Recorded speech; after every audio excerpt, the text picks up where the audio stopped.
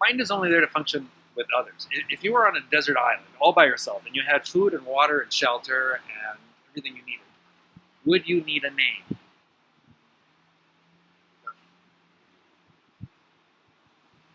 If the two of us were there, or you and your partner, you and your wife were there, and it's just two of you, would you need names?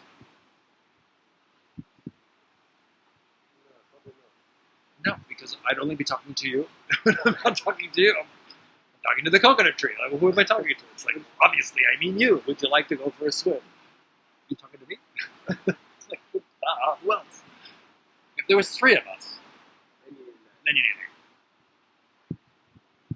I meant you, I meant Tom, I meant Nampu, I didn't mean John. I meant, right? So, mind is a tool for interacting with others and connecting with others. It's not a tool for interacting with yourself. Between these two ears, behind these two eyes, there is zero dialogue, zero conflict of myself, with myself, about myself, about anything that this body has to do as far as just living free, happy, and thriving. What need do I have to have a picture in my head, to have a conversation with another picture in my head as to why I am angry or sad or happy, or what's going to happen next? What need for dialogue do I need alone? Just me alone. If I know myself and I understand myself, wouldn't there be no need for it? Like, isn't it? Yourself and understand yourself. Well, sure. Isn't it true that when you wake up in the middle of the night and you have to pee, that's ever happened to you? Who hasn't, right? Isn't it true that you simply just get up and walk to the toilet, do it, and come back without a single thought, without a single question, without a single doubt, without a single, unless you're sick, right? And then you're worried about a problem. But if you're healthy, isn't it true that you simply just do it? Like, you brush your teeth, you're hungry, you eat. Thirsty, you get drink. You drink. You don't go, oh, to drink or not to drink, to be or not to be. You just be, right? Like, it's what's. But we're taught to have this inner separation. That's schizophrenia. We're all schizophrenic. If you have a voice talking to another voice in your head, your mind is split. And that constant dialogue is like, if Jantra and I just go back and forth on the walkie-talkies, nobody else can, in the entire system, can use the walkie-talkies on the same channel. If you have a voice, if your voice in your head, and it, of course, there is need to have a consolidated single voice of mind, of reason. The voice of reason should be one. Not two, not three. But there is more than one for most people. There is more than one. Now, this is a disadvantage and an advantage. It's a disadvantage because everybody's in a state of multiple personality disorder. And it's kind of like, a football team where everybody knows they need to kick the ball, but nobody knows which goal they need to kick it through, and there's no rule, there's no order, there's no organization. It's different if there's a coach with a whistle trying to say, no, you idiot, go this way, pass the ball, right? Everybody's fighting there's inner personalities that are in conflict with each other. For example, what give me some archetypes? Is it, all the archetypes, all the personalities that you have for being with yourself, with your wife, with your partner, with your children, with your mother. Your different personalities. A personality is a mask. And it's important to be able to put on a mask and to be able to take it off. Just like I'm on the beach, so I put on flip-flops and swim trunks to go swimming.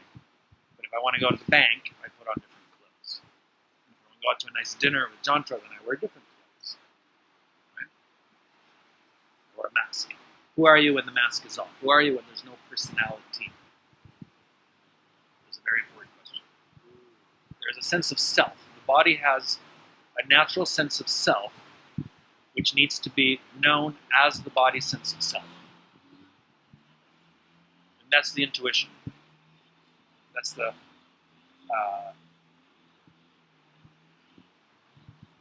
physiological, the biological, the body self. I am. Of course, it's one universe, oneness. I'm not separate. I'm a life. I'm there's only one aliveness on this planet in many forms. I'm not a separate life. I'm a different life form. I'm not separate from. I can't exist outside of this planet or without minimal resources, right? So I'm connected too. But I do have an intimate. I do have some sort of autonomy, right? As an individual, I have boundaries as an individual, as an organism, as a life form. I have boundaries. So I shouldn't have any divisions within myself. Good, bad emotions, good parts of the body. The feet are bad parts of the body in Thailand. In America, the feet don't really matter. They can be great parts of the body, but maybe the genitals are kind of shameful and dirty and naughty, right? Left brain, right brain. Feminine, masculine identifications.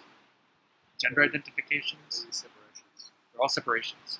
All of these need to be consolidated and unified.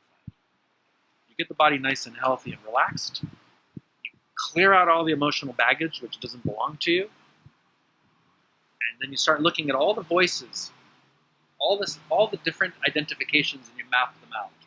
I mapped out 63 different, distinct different personalities and voices in my mind. They are partitions in your hard drive. They are different users for the same laptop, right? Does that make sense? So they need to be consolidated as one. NLP has a series of techniques, parts therapy. Right? You chunk up to a higher order of why are we doing this? For the better of what? Well, the betterment of this entire being. Okay. I want to go left. Another part of you wants to go right. Why? Because we want to get to the best destination. Okay, well, sometimes we have to go left, sometimes we have to go right. And the structure of how the mind forms is we'll go into that into as much detail as you need. This is a very important component of it. I'm just giving you the basic outline. Yeah, but basically make clear that the separations. There are separations. Now, once you consolidate the separations, it is tremendously valuable to be able to separate yourself up. Because I can have a conversation with myself about something and have two completely opposing approaches. I can play good cop, bad cop. I can have the yin and the yang. Because I'm already divided and separated, but I can do it in harmony. I can do it in balance with a higher intention. This eye sees a certain image. This eye sees another image. Together, I have stereo vision. Right? So this part of my mind that formed when I was a child has a certain lens of perception. This other part of my mind, as an adult, has another lens of perception. Both of them are resources for recognizing patterns. The patterns that a child recognizes is different than a pattern that an adult recognizes, but you have a partitioned mind that will have childlike properties, and then you have adult-like properties. Filters of perception. These become extremely useful, just like you have a camera and you have a wide-angle lens and a telephoto and a macro, and you carry all of them with you and you use them as needed. Or we have a team of specialists that work in different areas. I trained a part of myself as a scientist, and I see the world through a scientific lens. But I also trained myself mathematically, and I see mathematically. And I also trained myself artistically. So I can recognize the colors, the nuances, the flavors, the sounds, the logic, the science, the magic, the mystical, the archetypal, the shamanic. These are all different lenses, filters of perception. Because mind is there to help you navigate through reality. You have to be able to recognize the patterns of the world around you. And on top of that, if you can add recognizing patterns of abundance and how to implement and monetize, ta-da! Guess what? You can thrive. Because everything that you see around you can be recognized as a way of creating abundance. If you look around, as you walk around this place, you're going to see that everybody all these different resorts, all the different places have access to the same hardware stores, to the same materials, and the same labor.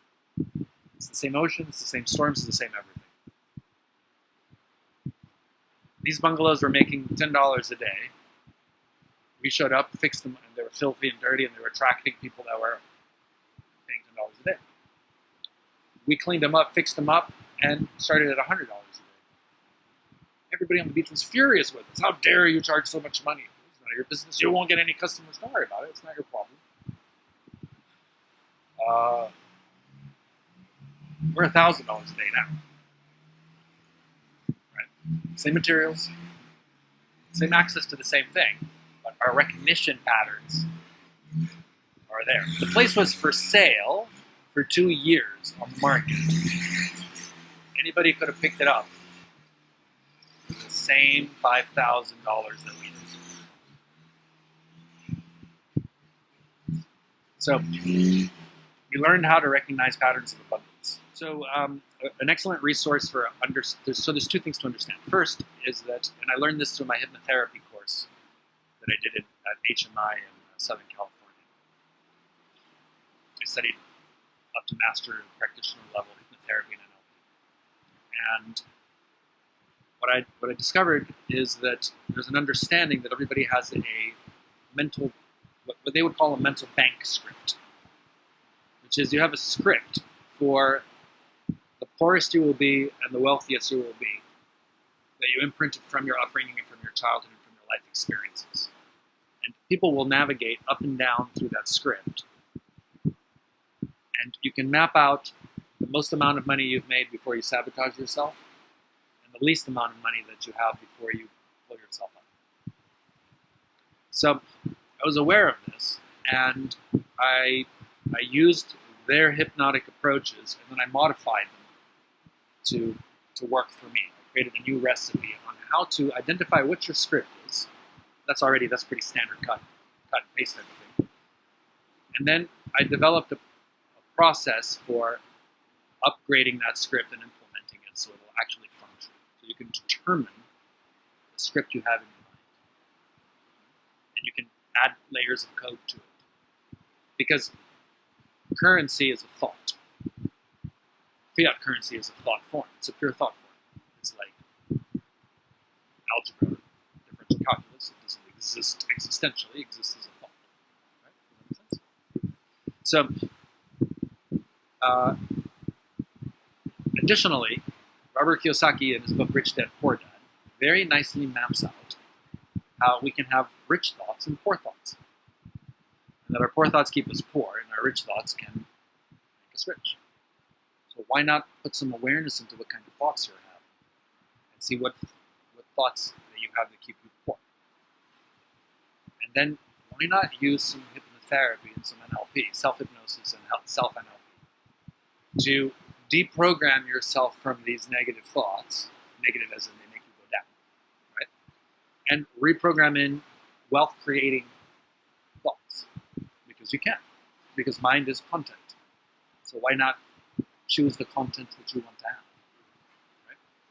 In other words, take the mind that you have, which has limitations, limiting beliefs, poor thoughts, look at it, first get the body healthy, balanced, clear the emotions so that they don't play a role. Because your emotions shouldn't have anything to do with what your thoughts are. They should be separate. Interesting point. Yeah? Any thought that you think about isn't an emotion, it's a sentiment. You have to know the difference between sentiments and emotions. And I have yet to find someone in the professional and in the personal coaching and life development field who figured this out yet. They confuse emotions with sentiments. It's a whole area to have a more complex conversation. But I'm just giving you the overview. Right? So you identify your poor thoughts and you identify your script for the amount of currency that you can channel. Now, I have an example that functions with electricity, with current. So it makes a nice metaphor. And this space, this Haiduan bungalows that we took over, had an old generator, diesel generator that we would crank start every day to keep the refrigerators limping along and have some electricity in the dark, some lights in the dark. And we had a drop ceiling here. And I took out the drop ceiling and just brought it up and elevated it to its natural height. And when I went up there, there was 10 years of trash and rat pellets and dung and stuff up there. And there was a spaghetti tangle of wires. I had a 10 kilowatt diesel generator that would struggle to run this place, 10,000 watt generator. And I go up and I see this spaghetti tangle of wires, and I begin following them, and there's all these extra redundant wires that are around. So I figure, well, I'm going to cut, clear, and just run them along the sides so I can open up this area because everything is right here.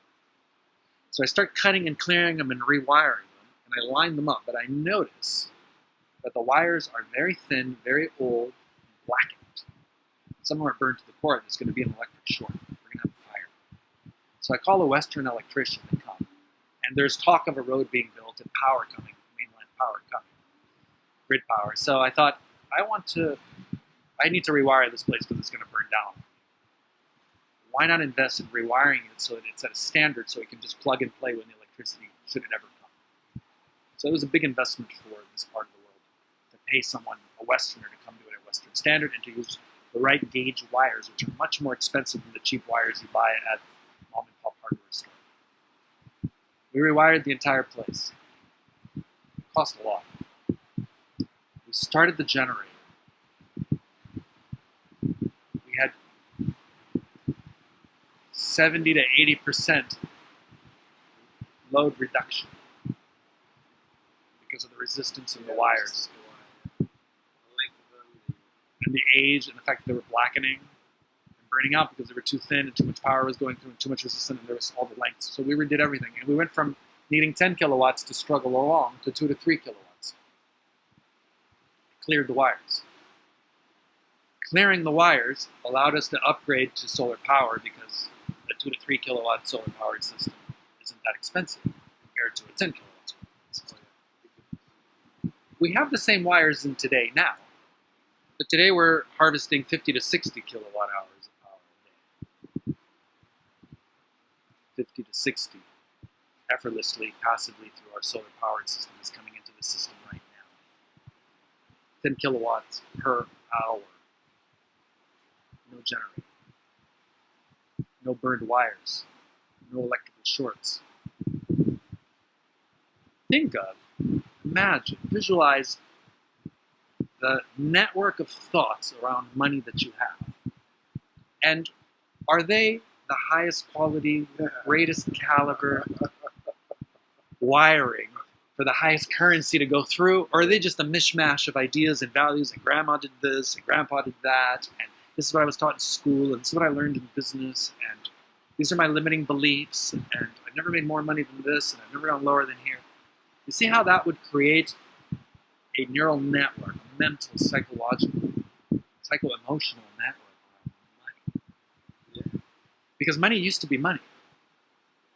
For 8,000 years, money was money. It was a piece of gold. It was existential. It was anchored to reality. And in 1972, Richard Nixon took the dollar off the gold standard and created fiat currency. And it was placed in a little paragraph on the 3rd or the 7th page of the Washington Post and the New York Times. It was just not widespread. And we entered the information age. We're in the information age. You, as an IP expert, packaging expert, you package information. Money is information. Currency is information. The amount of currency that you can channel is based on the information you can channel. And that information requires a network, or it requires a wiring of actual thoughts.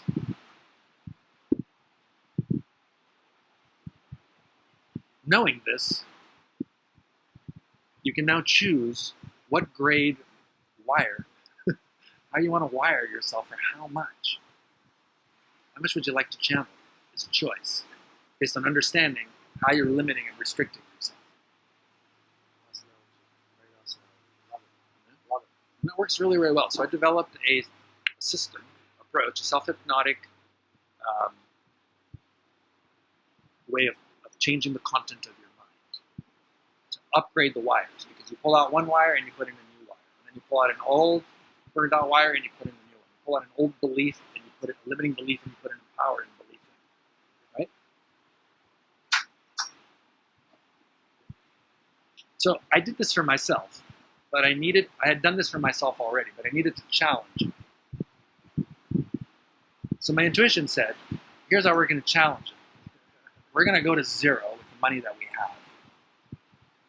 We're an airplane, we're flying, we're over the ocean, we want to get to land, and we're not going to stop now. We're going to keep going until we run out of fuel and see what happens. So we're living in this beautiful 8-bedroom Spanish mini mansion on the river in Chiang Mai. We're both awakened, we're both clear. Jantra was born with zero. She was born in the jungles between Cambodia and Thailand. And she would go into the garden and she would collect ants from red ant eggs and make an amazing soup out of it. They're nutritious and delicious and full of protein and fat. They're just amazing. And I would starve to death surrounded by food. I wouldn't recognize the patterns. So she's comfortable with zero. And she's Thai and she's in her country and she could get a job anywhere at any time that she wanted to. She chose not to.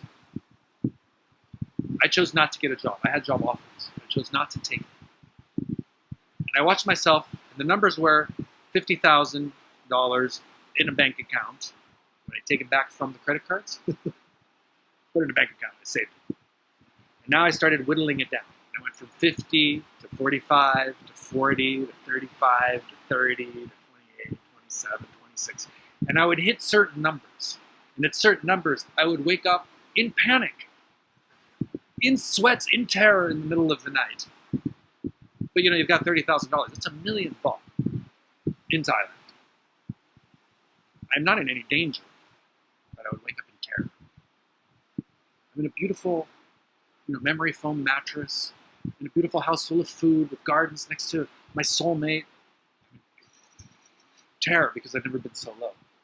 And I would sit and breathe through it because I knew that it was fake because, okay, you wake up and there's a cobra looking at you and terror is the appropriate response. It's an existential afraid. It's real. But you're in bed and you wake up in terror because there's an imaginary number in an imaginary bank account. It's not like I have 30,000 worth of gold coins. It's just numbers.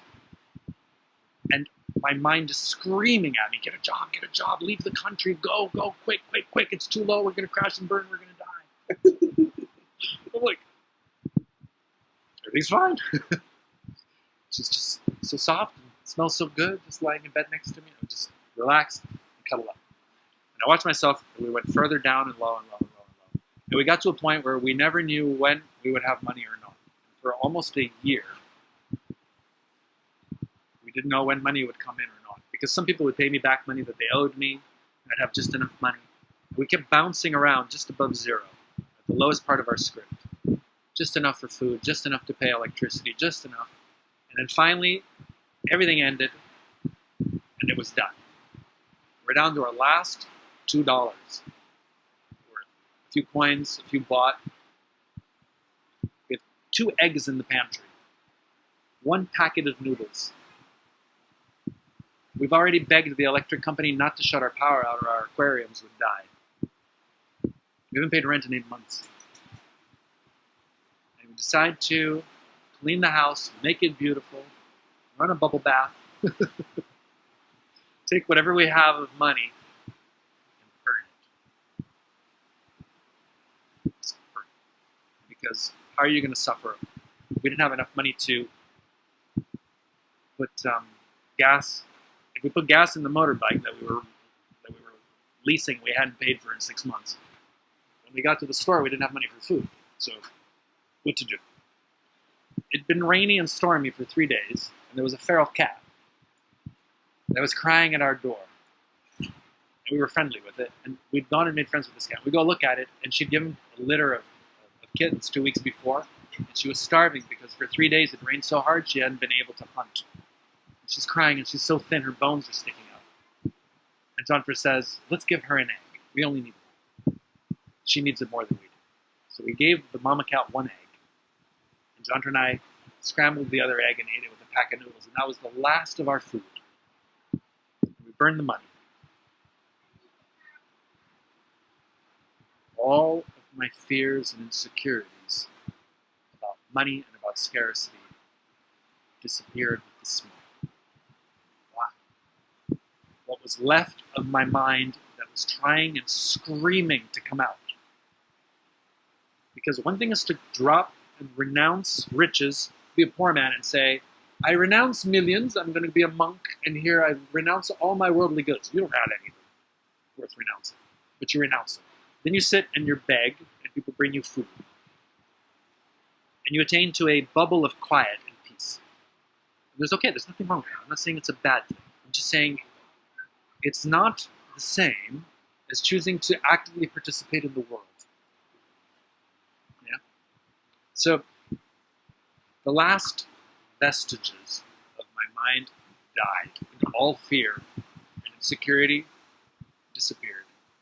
And we spent 18 hours in pure, quiet, calm, meditative bliss, sitting by the river. It's raining and raining and raining and raining, and we both hear the river whisper to us, time to go. This is finished. Go somewhere else. And we both feel in our hearts that, okay, we've done our best here. We're at zero. We got to figure a way out. Within 18 hours, I get a phone call from a friend saying, I'm so sorry, I owed you $1,000, whatever it was. I just made a transfer. You'll get it in 24 hours.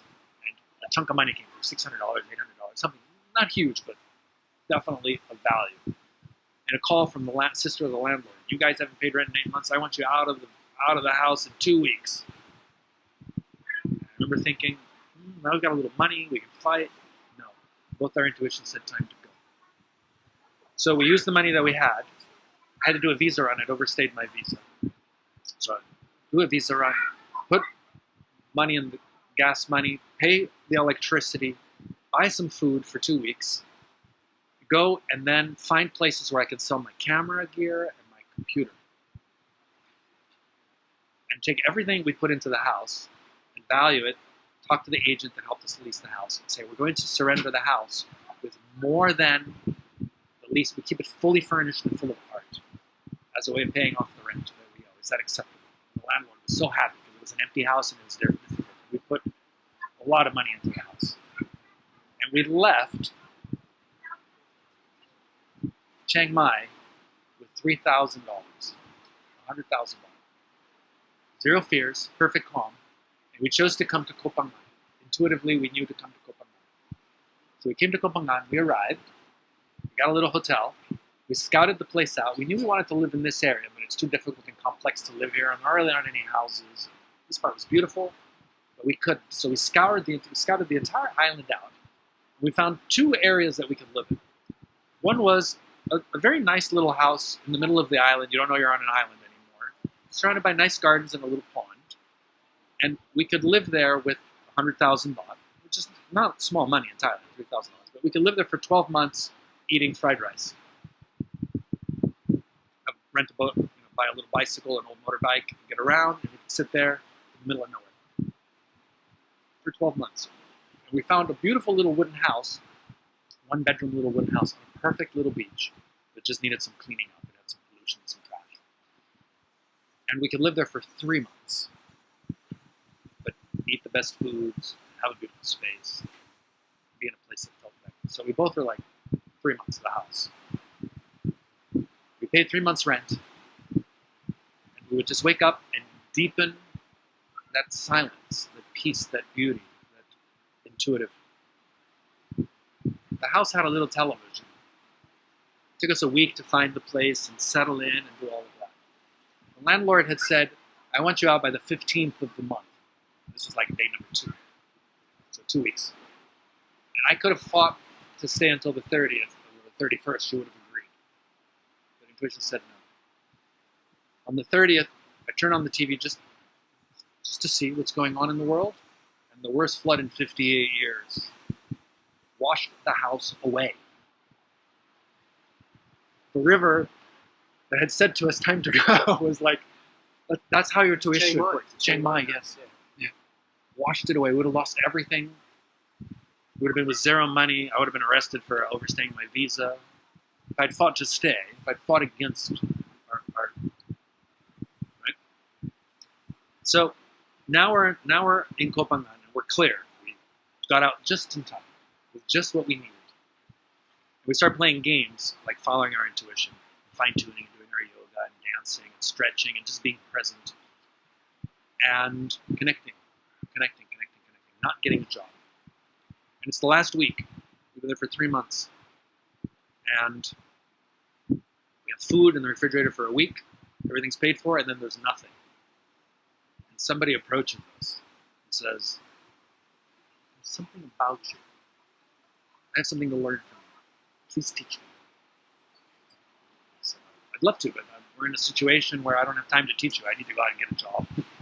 We got to pay for rent and food. We're down to zero. No, really, you need to teach me. I said, well, I'll share with you whatever I can, but I need to pay for rent and for food. So can you put up money for rent and food? We'll even feed you. You just got to help us. So he gives us 2 weeks worth. We tell him, how much is it? This much?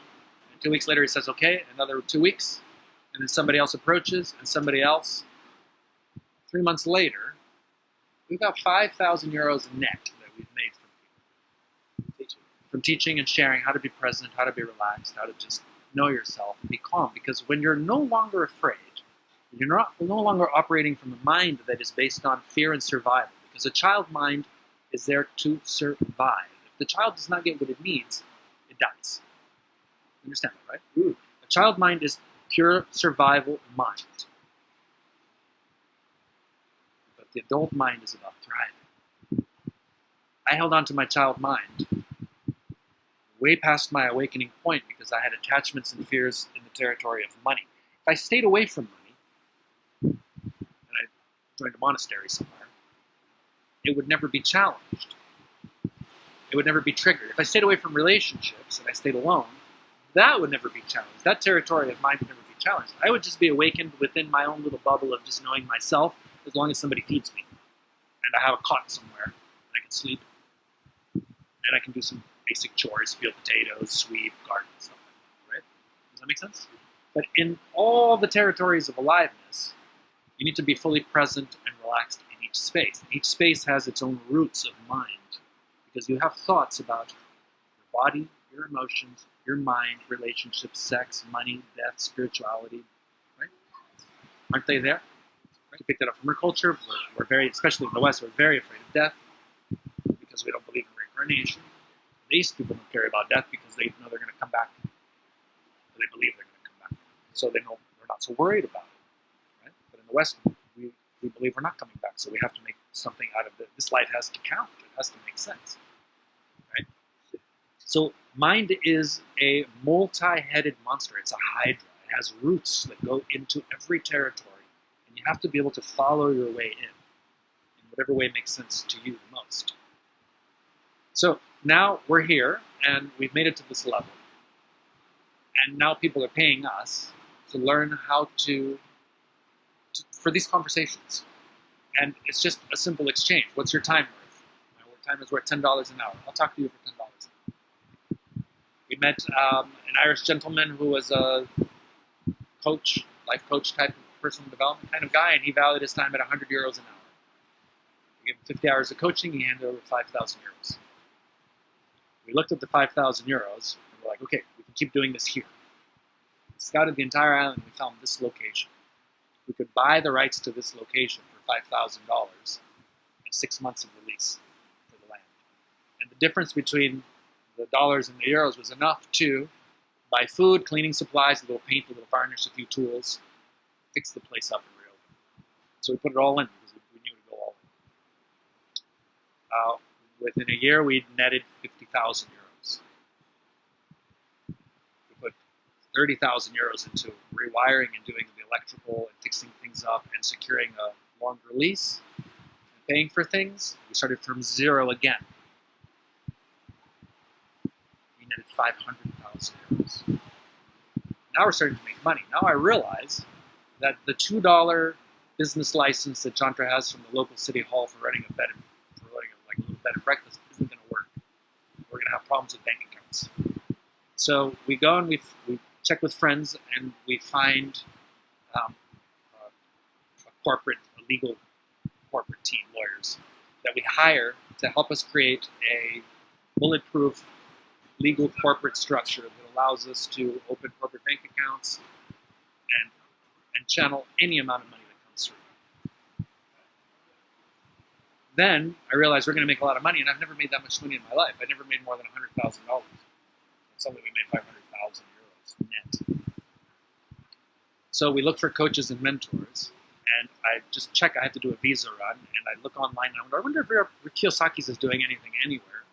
And Rich Dad Asia, Mr. Bellum Tan, who passed away last year, he was giving a series of talks in Cambodia.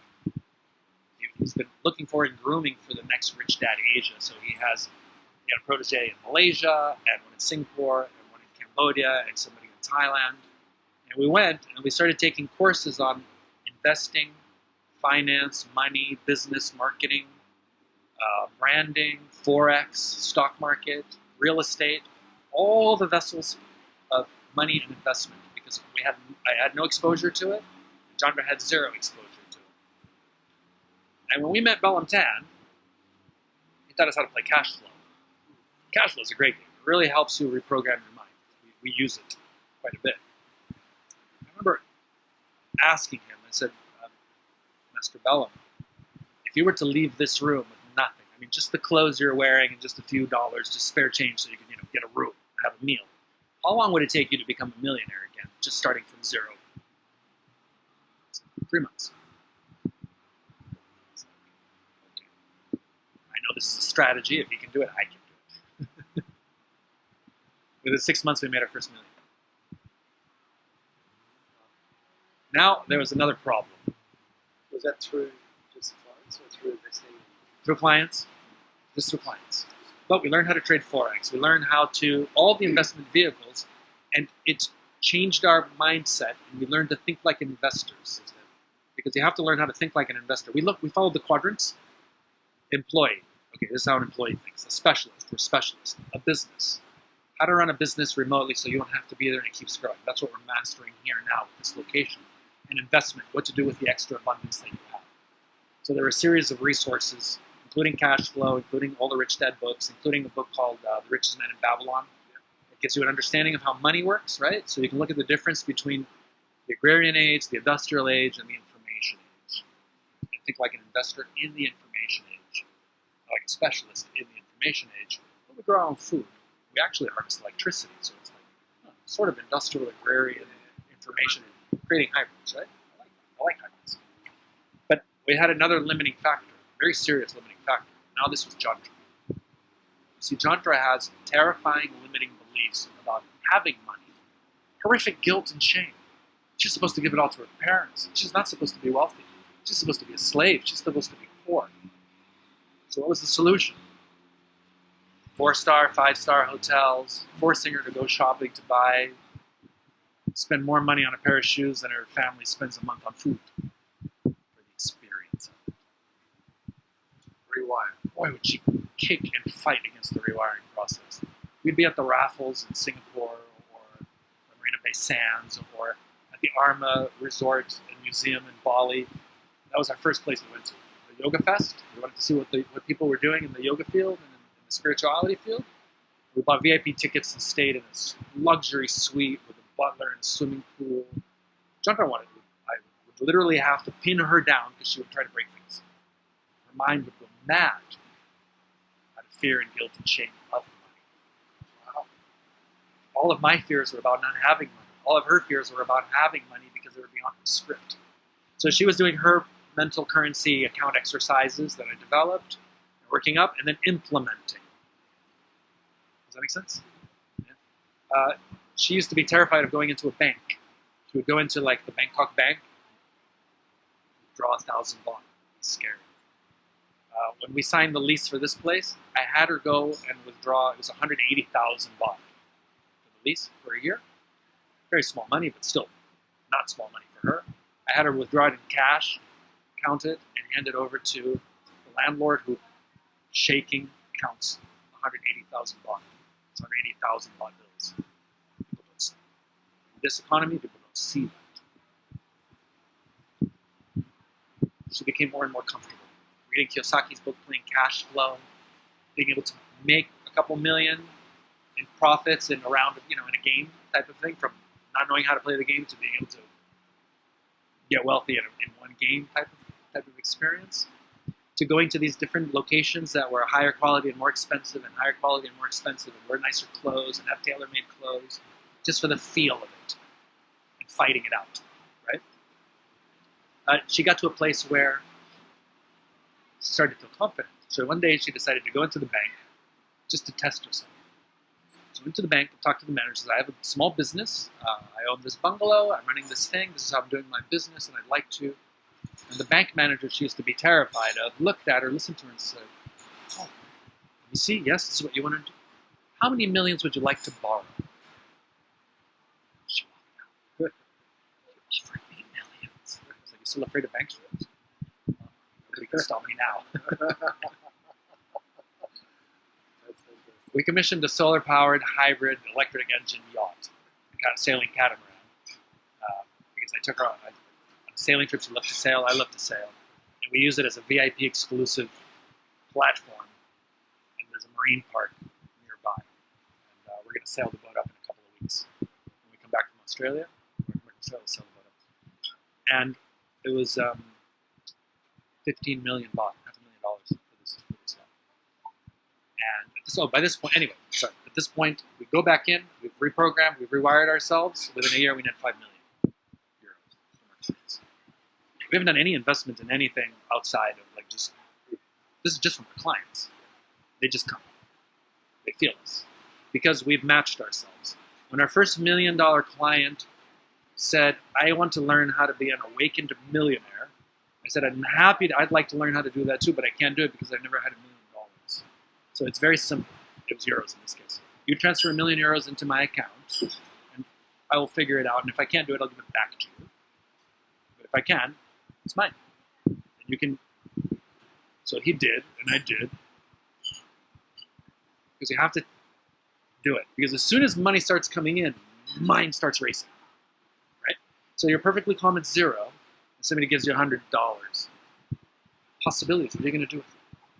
Somebody gives you $1,000. Somebody gives you $10,000. Somebody puts $100,000. Somebody gives you $500,000. Somebody gives you $1 million. You get $5 million, and each time you have to watch the mind want to run away, but it's not doing it anymore because it's not based on fear. Instead of going into fear-based mode, you go into purely creative. What can you do to make the world a better place with this money? Because you don't need it to be happy.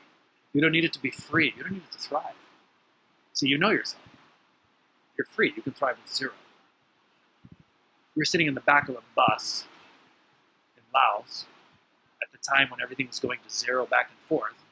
We got cheated in Laos. We're at zero. We have zero money. We're sitting in the back of a bus, and a couple, not knowing what we're going to do, how we're going to eat, where we're going to sleep when we arrive in Vientiane, completely relaxed. And there's a couple behind us, and the couple texted me and said, "Excuse me, sir, I don't mean to bother you, but there's something about you. Can you please, who are you? What are you doing? Where are you going? What's your story? Where are you going next?" I was like, "Oh, hi.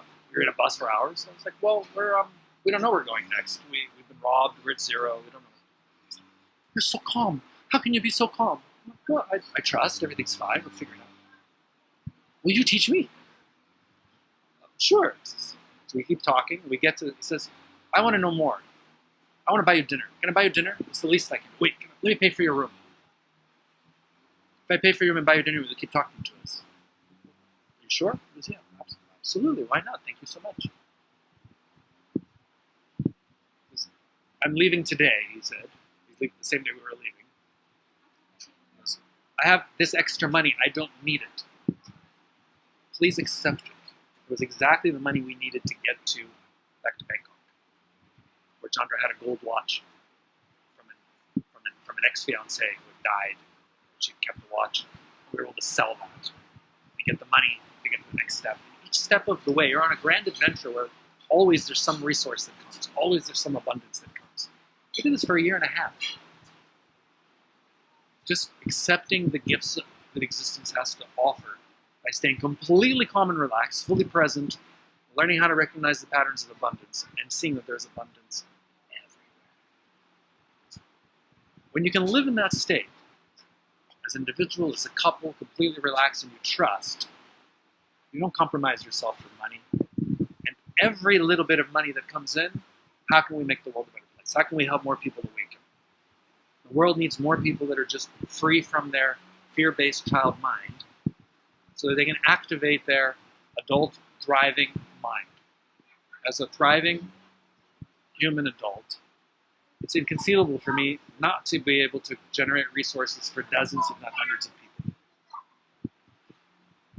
So how can I not? It's effortless. It's part of being a thriving adult is that you can find and generate resources and create beautiful spaces. Every bird can build a nest all by itself. Every bird can sing a song and do a little dance and attract a mate. Why can't we? Why are we humans so limited, so lost, so afraid, so insecure? We're stuck in an outdated, virus and bug-filled, fear-based operating system. And it's like being in reverse in your car. And some people are really good. Some people can master driving in reverse, looking out the rearview mirror. You've seen them, right?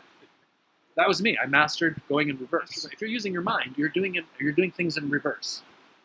Imagine, now, how do you get out of reverse? You stop the car, you put it in neutral, rearrange, and then you put it in driving and go.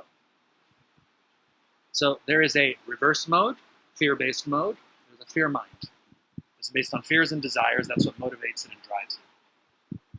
And there is an abundance and love-based mode, which is there for adults. As children can't do that. They have to survive first. First you have to survive, and then you can thrive. It's wired into us. And I found it. And I found how to activate it. You have to, of course, turn off the autopilots of the fear-based mind so that you can stop it.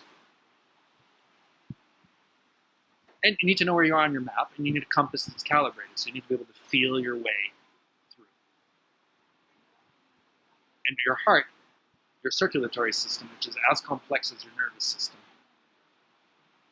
is capable of feeling its way through. As a matter of fact, every choice, every heartbeat, every decision you make, if you pay attention to your heart, you will feel a tightening or a relaxing.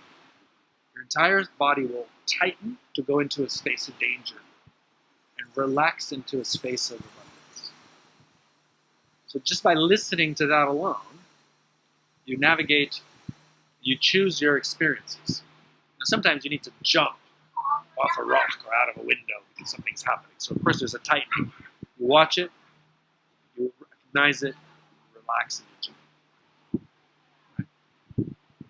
That only happens mind off. Never happens mind off. It can't. I cannot receive anything, any information from the outside when I'm pressing